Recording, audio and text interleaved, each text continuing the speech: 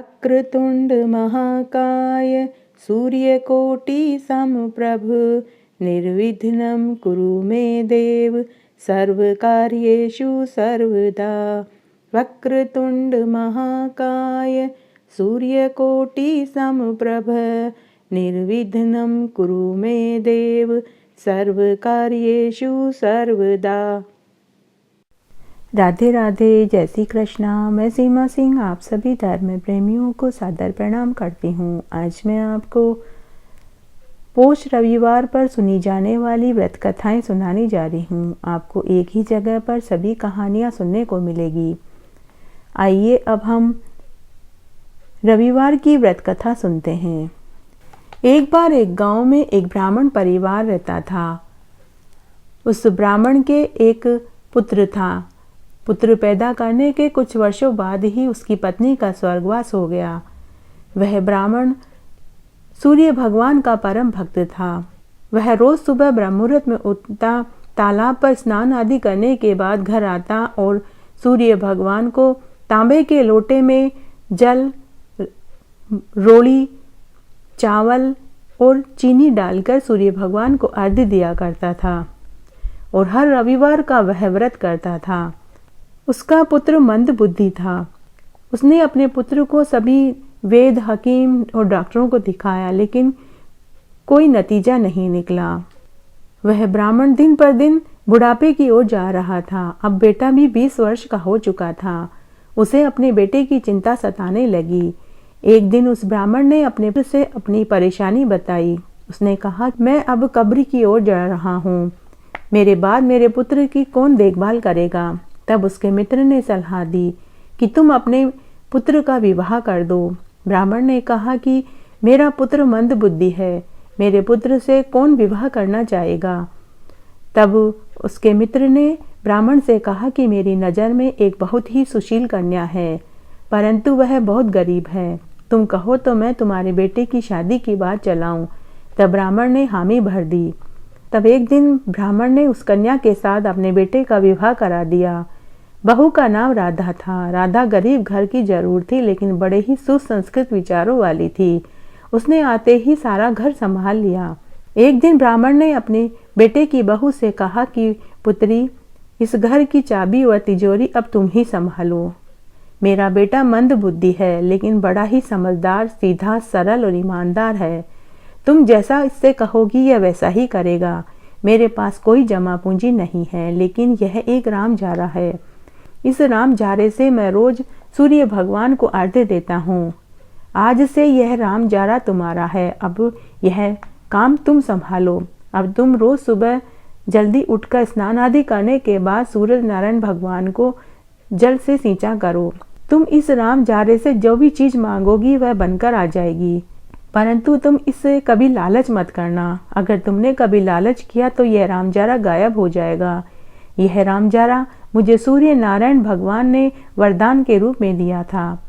अब राधा रोज ब्रह्म मुहूर्त में उठती, स्नान आदि करने के बाद सूर्य नारायण भगवान को जल से सींचती और फिर उस रामजारा से जो भी चीज मांगती वह बनकर तैयार हो जाती और उससे उनका घर चलने लगा। कुछ महीनों के बाद ब्राह्मण की मृत्यु हो गई। एक दिन राधा घर का कामकाज कर रही थी। तब पड़ोस की कुछ औरतें राधा के पास आई और बोली कि अरे बहन, सारे दिन घर में अकेली रहती हो, कभी कभार हमारे पास भी आ जाया करो। तब एक दिन राधा घर का सारा काम करने के बाद पड़ोस की औरतों के पास चली गई। बातों ही बातों में पड़ोस की औरतों ने राधा से पूछा कि अरे बहन, तुम्हारा घर कैसे चलता है? तुम्हारा आदमी तो कुछ भी कमाता नहीं है। राधा बड़ी ही भोली थी। उसने रामजारे वाली बात सबको बता दी। सभी को बहुत आश्चर्य हुआ और विश्वास नहीं हुआ। उन औरतों में से कुछ औरतें बड़ी ही कुटिल स्वभाव वाली थी। उनमें से एक औरत ने उस नगर के राजा से ये शिकायत लगा दी। तब राजा ने अपने सैनिकों को भेजकर राधा व उसके मंदबुद्धि पति को राजा के पास दरबार में पेश किया गया। राजा ने वह रामजारा उनसे ले लिया और राजकोष में जमा करा दिया और उन दोनों को छोड़ दिया। उस रात राधा व गोपाल दोनों ही भूखे सो गए। उस दिन रविवार का दिन था और उस दिन राधा का व्रत था। उसी रात को भगवान सूर्य नारायण ने राजा को स्वप्न में दर्शन देकर कहा कि हे राजा, तुमने जो रामजारा उस ब्राह्मण दंपति से लिया है, सुबह होते ही वह उन्हें वापस दे दो और साथ में बहुत सारा धन भी दो, क्योंकि वो मैंने वरदान के रूप में उस ब्राह्मण को दिया था। अगर तुमने ऐसा नहीं किया तो मैं तुम्हारा राजपाट नष्ट कर दूंगा। यह रामजारा मेरे वरदान से ही उन्हें मिला है, क्योंकि वे मेरी पूजा पूरे भक्ति भाव से करते हैं। दूसरे दिन राजा ने अपना स्वप्न दरबार में सुनाया। तब राजा ने रथ भेजकर राधा व उसके मंद बुद्धि पति को महल में बुलवाया और उन्हें आदर के साथ बैठाया और उन्हें खूब सारा धन दिया, साथ ही उनका रामजारा भी उन्हें वापस दे दिया। और राजा ने नगर में यह ढिंडोरा पिटवा दिया कि सभी नगरवासी हर रविवार का व्रत करें, अलूना भोजन खाएं और सूर्य नारायण भगवान की पूजा करें। एक बार एक गांव में एक बड़ा ही अक्खड़ आदमी था। वह इधर उधर घुमा करता था। वह लोगों को सच्ची घटनाएं सुनाता था। बदले में लोग उसे कुछ खाने पीने का सामान देते तो कुछ लोग उसे पैसे देते थे। इसी से उसका गुजारा चल रहा था। वह व्यक्ति हर रविवार का व्रत करता था। रोज तालाब पर जाकर स्नान करता और वहीं से जल लेकर सूरज भगवान को सींचता और एक समय भोजन करता था। उस व्यक्ति के पास एक कमंडल, एक लकड़ी और एक फटी चादर थी और एक जोड़ी कपड़े थे।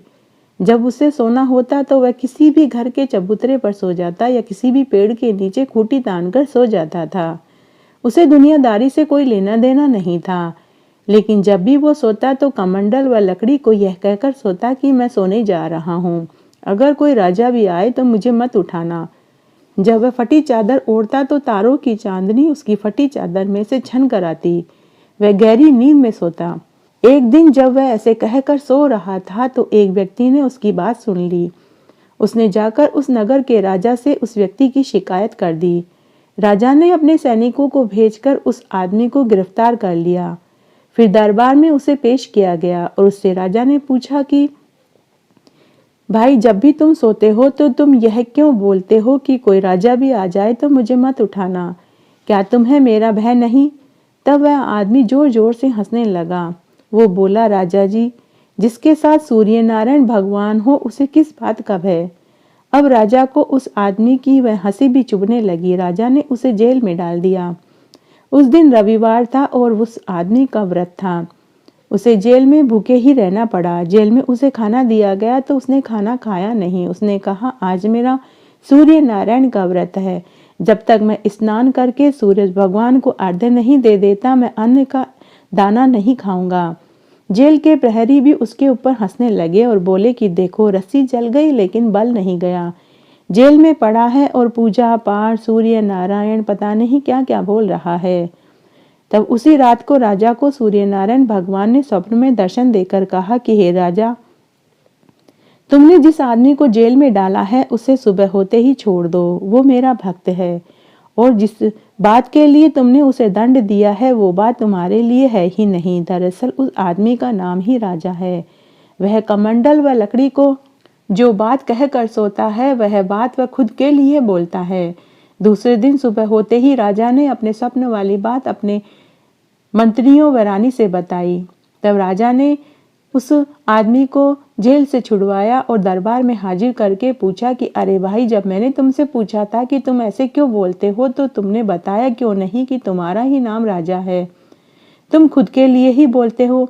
राजा ने उसे खूब सारा धन और पैसा देकर छोड़ दिया। तब उस राजा ने पूरे राज्य में यह ढिंडोरा पिटवा दिया कि सभी सूर्य नारायण भगवान का व्रत करें, पूजा करें, अलूना भोजन खाएं। उस दिन से राजा रानी और उस नगर के सभी व्यक्ति हर रविवार का व्रत करने लगे, जिससे उन्हें सबको धन, ऐश्वर्य, पुत्र सुख प्राप्त हुआ और वे सभी इस जीवन का सुख भोग कर वैकुंठ को प्राप्त हुए। पोष रविवार की व्रत कथा। एक बार की बात है, एक गांव में एक सेठ सेठानी रहते थे। उनके 4 बेटा बहू थे। 3 बहुओं के तो पीहर था, लेकिन छोटी बहू अनाथ थी, उसके कोई पीहर नहीं था। जब भी राखी, भाई दूज या कोई वार त्योहार आता था तो तीनों बहुएं अपने अपने पीहर जाती थी। 2-2, 3-3 दिन वहीं रहती थी और खूब मजे करके आती थी और बहुत सारे तोहफे लेकर आती थी। लेकिन चौथी बहू हमेशा उदास हो जाती थी। चौथी बहू उनको देखकर उदास हो जाती थी। हर साल की तरह इस बार भी जब पोष रविवार आया तो सभी बहुओं ने व्रत रखा और वे अपने अपने पीहर अपने भाई भौजाई के घर खाना खाने के लिए जाने लगी। तब छोटी बहू चुपचाप बैठी थी। तब सभी बड़ी बहुओं ने छोटी बहू को ताना मारा कि अरे ममता, तुमने क्यों व्रत रखा है? तेरा कौन सा पीहर है जो तेरा भाई तुझे खाना खाने के लिए बुलाएगा और तुझे उपहार देगा? ऐसा कहकर तीनों जिठानियां छोटी देवरानी के ऊपर हंसने लगी। सभी बहुएं अपने अपने पति व बच्चों के साथ अपने मायके में चली गई। उस दिन ममता भूखी ही सो गई। तभी उसके कमरे में आकाशवाणी हुई। आकाशवाणी ने कहा कि ममता उठो, मैं तुम्हारा भाई हूँ, तुम्हें लेने आया हूँ।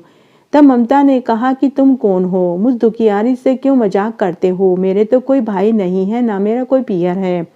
तब आकाशवाणी ने कहा कि ममता, मैं सूर्य भगवान हूँ। पोष रविवार का तुमने व्रत किया है तो मेरा क्या फर्ज नहीं बनता कि मैं तुम्हें खाना खाने के लिए बुलाऊं? तब ममता बोली कि मेरे घर में कोई यकीन नहीं करेगा। एक तो मेरे कोई भाई नहीं है, न मेरा पीहर है, दूसरा कोई भगवान भी भाई बनकर आता है। तब सूर्य भगवान ने कहा कि मैं इंसान का रूप लेकर दरवाजे पर खड़ा हूँ, तुम दरवाजा खोलो। ममता भागी भागी दरवाजे के पास गई तो सच में वहां एक सभ्य पुरुष खड़ा था। उन्होंने कहा, ममता, मैं ही तुम्हारा भाई हूँ। ममता ने अपनी सास ससुर व पति को पूरी बात बताई कि मेरा भाई मुझे आज पोष रविवार को खाना खिलाने के लिए लेने आया है।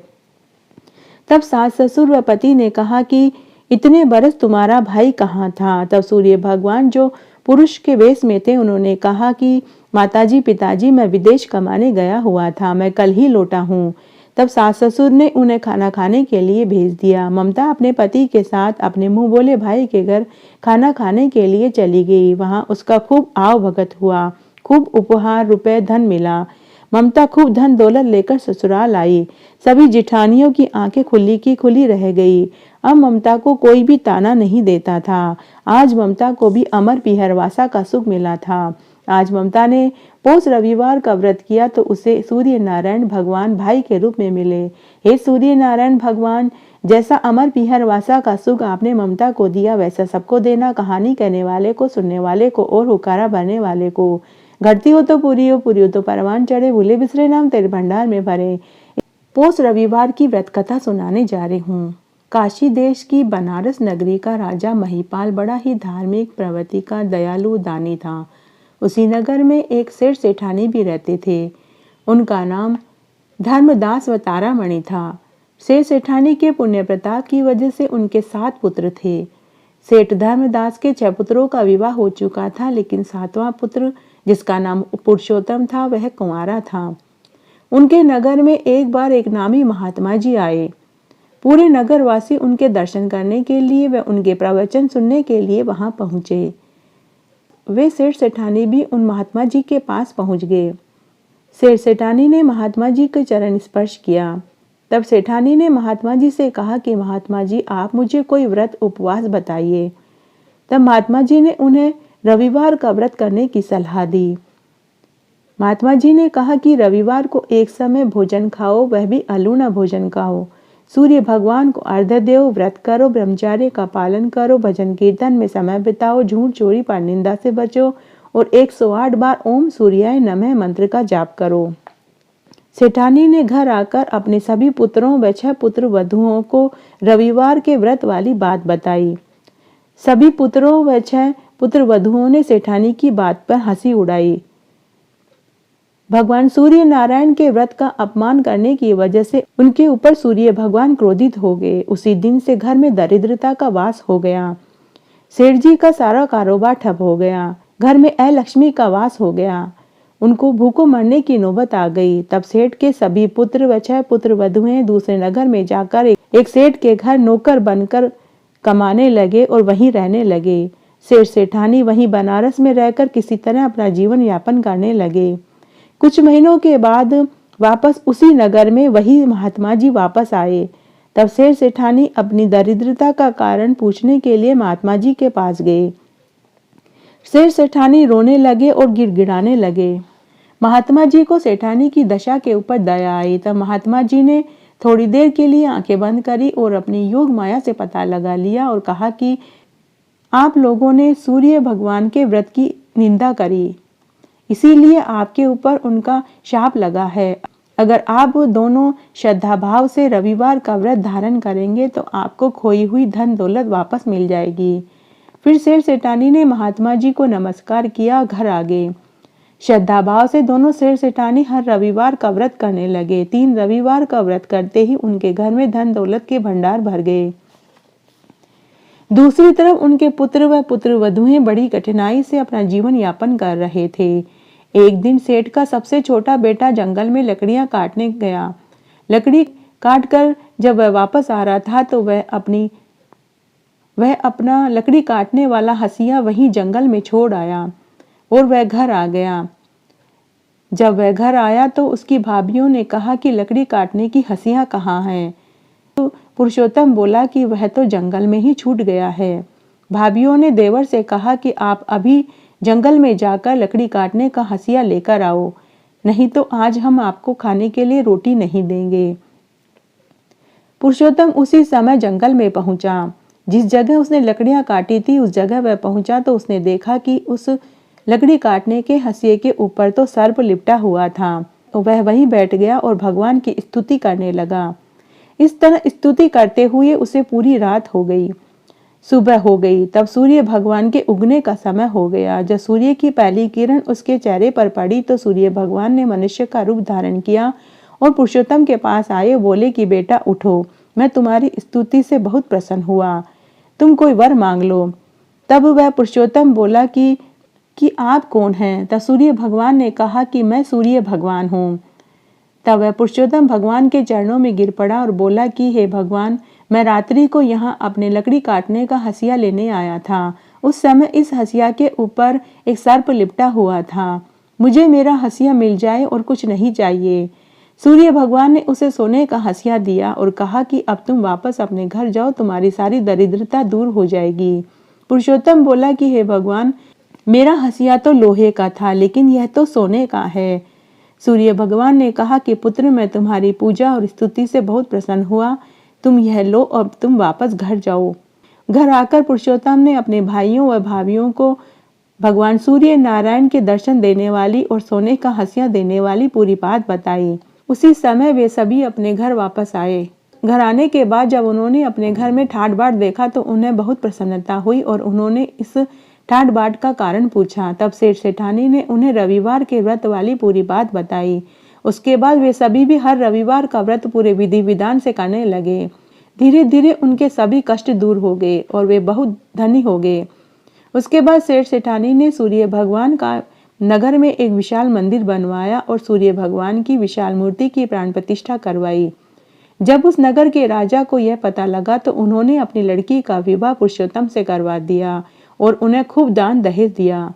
इस प्रकार सूर्य भगवान व रविवार के व्रत की वजह से उनके घर में खूब धन दौलत और ऐश्वर्य हो गया और उनकी सभी मनोकामनाएं पूरी हुई। हे सूर्य नारायण भगवान, जैसा सुख आपने उनको बाद में दिया वैसे सबको देना, कहानी कहने वाले को, सुनने वाले को और हुकारा भरने वाले को। घटती हो तो पूरी हो तो परवान चढ़े, भूले बिसरे नाम तेरे भंडार में भरे। पोष रविवार की व्रत कथा। एक बार एक गांव में एक विधवा महिला अपनी बेटी के साथ रहती थी। दोनों माँ बेटी गांव में सिलाई बुनाई करके अपना पेट पालती थी। वे दोनों ही हर रविवार का व्रत करती थी और व्रत में अलूना भोजन करती थी। एक बार की बात है कि विधवा की बेटी पनघट पर पानी भरने गई। जब वह पानी भरकर लौट रही थी तो वहां एक बुजुर्ग ब्राह्मण दंपति बैठे हुए थे। उन्होंने कहा कि बेटी, क्या पीने को पानी मिलेगा? तब विधवा की बेटी ने उन्हें पानी पिलाया। जब वह पानी भरकर जाने लगी तो वह ब्राह्मण दंपति उससे वापस बोले कि बेटी, हम बड़ी दूर से आए हैं, हमें आगे जाना है। अगर आज रात आसरा मिल जाए तो तुम्हारा बहुत भला होगा, तुम्हारा कल्याण होगा। विधवा की बेटी ने ब्राह्मण दंपति से कहा कि मैं अपनी माँ से पूछकर आती हूँ। विधवा की बेटी भागी भागी घर आई और घर आकर अपनी माँ को पूरी बात बताई। उसकी माँ ने कहा कि बेटी, अगर हम उन्हें आज रात्रि को आसरा देंगे तो हमें उन्हें खाना भी खिलाना होगा, लेकिन हम दोनों के खाना खाने के बाद इतना खाना कहाँ बचता है कि हम उन्हें खिला पाएंगे। तब बेटी बोली कि माँ, कोई बात नहीं, आज रविवार है, पूरी दुनिया उपवास रखती है, आज हम दोनों माँ बेटी भी उपवास रख लेंगे। माँ, तुम ही तो कहती हो कि अतिथि तो देवता होते हैं। तब माँ बोली कि बेटी, तुम सही कहती हो, तुम उन्हें जाओ और घर ले आओ। विधवा की बेटी भागी भागी पनघट पर गई और बुजुर्ग ब्राह्मण दंपति को घर ले आई। माँ ने उन्हें प्रणाम किया, आसन लगाया और उन्हें थाल में भोजन परोस दिया। ब्राह्मण दंपति ने खाना खाया। दोनों माँ बेटी ने उनसे बातें करी। बातचीत करने के बाद दोनों ब्राह्मण दंपति सो गए। उनके सो जाने के बाद दोनों माँ बेटी भी पानी पीकर सो गए। सुबह जब उनकी आंख खुली तो उन्हें बड़ा आश्चर्य हुआ, क्योंकि उनका घर एक सुंदर मकान में बदल चुका था। घर में अन्न धन के भंडार भरे थे। दोनों माँ बेटी अंदर उस बुजुर्ग ब्राह्मण दंपति को देखने गए तो वे दोनों ब्राह्मण दंपति पूरे घर में उन्हें कहीं दिखाई नहीं दिए। फिर दोनों माँ बेटी भागी भागी पनघट पर देखने गई। पनघट पर वे दोनों ब्राह्मण दंपति वहीं बैठे हुए थे। दोनों माँ बेटी उनके चरणों में गिर पड़े। तब दोनों माँ बेटी उनसे पूछने लगे कि आप कौन हैं, आप हमें दर्शन दीजिए। तब उस बुजुर्ग ब्राह्मण दंपति ने राणादेव और सूर्य नारायण भगवान के रूप में दर्शन दिए और कहा कि तुम हर रविवार का व्रत और उपवास करते हो, हम तुम्हारी पूजा और व्रत से बहुत प्रसन्न हुए और कल तुमने हमें रविवार को अपने हिस्से का भोजन कराया और तुम दोनों भूखी ही सो गए, इससे हम और भी प्रसन्न हुए। अब तुम्हारा कल्याण होगा। ऐसा कहकर भगवान सूर्यदेव और राणादेव अंतर्ध्यान हो गए। दोनों माँ बेटी इस जीवन के सभी सुख भोग कर अंत में बैकुंठ को प्राप्त हुई। हे सूर्य नारायण भगवान, जैसा फल आपने उनको दिया वैसा सबको देना, कहानी कहने वाले को, सुनने वाले को और हुक्कारा भरने वाले को। घटती हो तो पूरी हो, पूरी हो तो परवान चढ़े, भूले बिसरे नाम तेरे भंडार में भरे। आइए अब हम रविवार की व्रत कथा सुनते हैं। एक गांव में एक गरीब बुढ़िया माई रहती थी। उसका नियम था कि वह प्रत्येक रविवार को स्नान आदि करने के बाद घर को गोबर से लीपकर उसके बाद ही भोजन तैयार करती थी और सूर्य भगवान को भोग लगाती थी और स्वयं एक समय भोजन करती थी। वह हर रविवार को अलूना भोजन खाती थी। इस तरह व्रत करने से उसका घर धन धान्य से भरा हुआ था। श्री हरि की कृपा से घर में किसी प्रकार का कोई विघ्न नहीं था, कोई दुख नहीं था। वह बड़े आनंद से अपना जीवन गुजार रही थी। इस प्रकार कई दिन बीत गए। एक दिन उसकी पड़ोसन ने गाय को अपने घर के भीतर बांध लिया। बुढ़िया जब उससे गाय का गोबर लेने गई तो पड़ोसन ने उसे गोबर नहीं दिया, क्योंकि पड़ोसन उस बुढ़िया के सुखी जीवन से जलती थी। पड़ोसन विचार करने लगी कि यह वृद्धा हमेशा मेरी गाय का गोबर लेकर जाती है और अपने घर आंगन को लीपती है और भगवान की पूजा करती है, भोग लगाती है। शायद यही कारण है कि यह बुढ़िया के घर में किसी चीज की कोई कमी नहीं है, इसका घर धन धान्य से भरा हुआ है। अतः आज से मैं इस बुढ़िया को गाय का गोबर नहीं दूंगी। यही सोचकर वह पड़ोसन अब रोज ही गाय को भीतर बांधने लगी। बुढ़िया को गोबर न मिलने से रविवार के दिन अपने घर को वह न लीप पाई, इसीलिए उसने न तो भोजन बनाया और न ही भगवान को भोजन लगाया और स्वयं भी भूखी ही सो गई। रात्रि में भगवान सूर्यदेव ने उसे स्वप्न में दर्शन देकर कहा कि बुढ़िया, तूने मेरे आज भोग नहीं लगाया।